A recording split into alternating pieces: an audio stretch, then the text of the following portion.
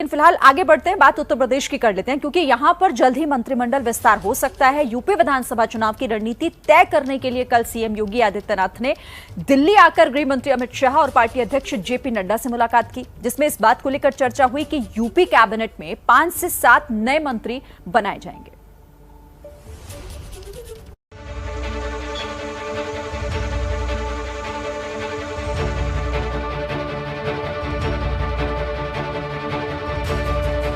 गृहमंत्री अमित शाह के आवास पर तकरीबन 3.5 घंटे तक चली बैठक में पार्टी अध्यक्ष जेपी नड्डा, मुख्यमंत्री योगी आदित्यनाथ, प्रदेश अध्यक्ष स्वतंत्र देव सिंह और संगठन मंत्री सुनील बंसल शामिल थे।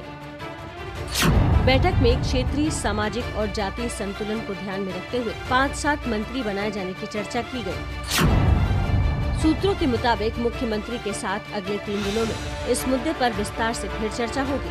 आखिरी मुहर के लिए केंद्र की सहमति दोबारा ली जाएगी और तब मंत्रिमंडल विस्तार की तारीख तय की जाएगी। यूपी में अगले साल होने वाले चुनाव को ध्यान में रखते हुए बीजेपी आला कमान ने हर मोर्चे पर अपनी रणनीति को धार देने की तैयारी शुरू कर दी है।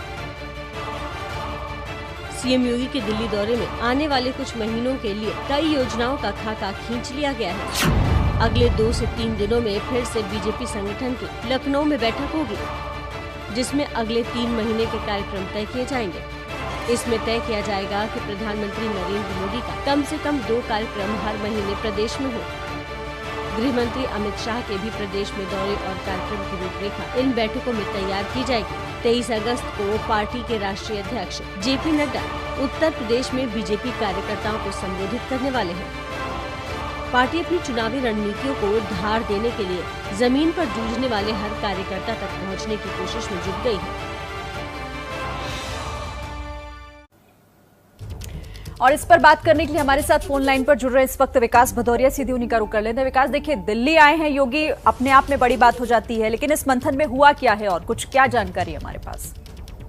देखिए, मंत्रिमंडल विस्तार पर सबसे ज्यादा चर्चा हुई है। बड़ी चर्चा यही है कि चुनाव में जाने से पहले एक बार फिर से पार्टी चाहती है कि तमाम जो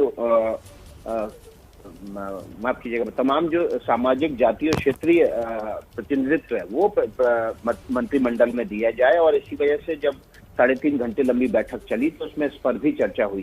साथ ही साथ जो कहानी हमने दिखाई उसमें स्पष्ट रूप से ये साफ हो गया है कि पूरी जो तैयारी है वो चुनाव की रणनीति को लेकर थी।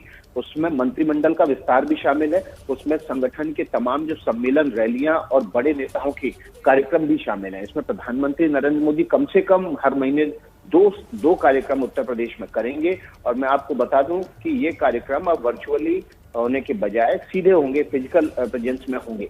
और यही कोशिश होगी कि कम से कम गृह मंत्री के भी 2 से 3 कार्यक्रम हर महीने प्रदेश में लगें। तो अगले 3 महीने की रणनीति अगले 2-3 दिन में फाइनलाइज कर दी जाएगी। कल देर रात तक चली बैठक में कच्चा खाका खींच लिया गया उत्तर प्रदेश में चुनावी तैयारियों और मंत्रिमंडल विस्तार। जी, बहुत शुक्रिया विकास तमाम जानकारी के लिए। आगे भी आपका रुख करते रहेंगे। तो यूपी में अगले साल विधानसभा चुनाव होने, इससे पहले एक बड़ा फेरबदल के तौर पर इसे देखा जा रहा है।